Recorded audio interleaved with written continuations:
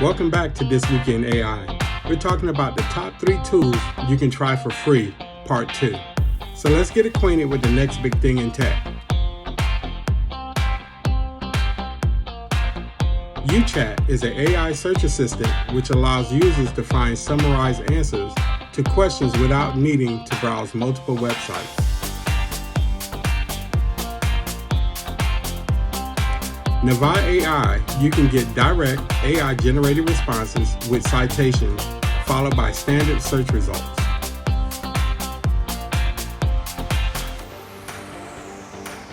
Poe is a conversational AI from Quora that includes multiple assistants with differing strengths. It's free currently only on iPhone. Okay guys, like I always say, let's continue to use AI for good, and we'll see you next time on This Week in AI.